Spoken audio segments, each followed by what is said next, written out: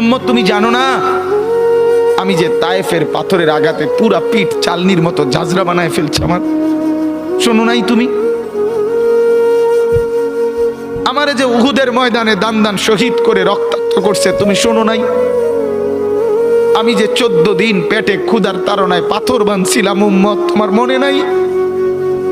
একবারও শোনো নাই আমার ক্ষুধার কষ্ট, আমার পিঠের ব্যথা, আমার দাঁতের ব্যথা, আমার কাঁধে 2টা কড়া ঢুকে গেছে? উম্মত, আমার ঘরে 3 মাস আল্লাহর নবীর স্ত্রী আয়েশা বলছে, আল্লাহর কসম উম্মত, নবীর স্ত্রী বলছে 3 মাস 3টা চাঁদ উঠছে ডুবছে, রাইনা হেলালান সুম্মা হেলালান সুম্মা হেলালান, 3 চাঁদ 3 মাসে নবীর 9 জন বিবির কারো ঘরে আম্মা জান আয়েশা বলে 1 ফোঁটা চুলায় আগুন জ্বলে নাই।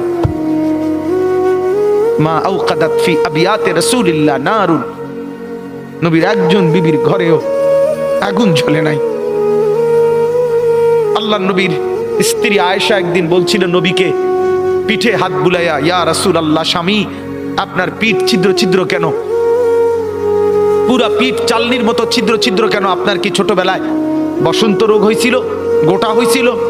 আল্লাহর নবী চোখের পানি ফেলে বলছে, আয়েশা তুমি জানো না আমার এই পবিত্র দেহে তো কোনোদিন মশাও বসে না, মাছিও বসে না, পোকা বসবে কেমনে?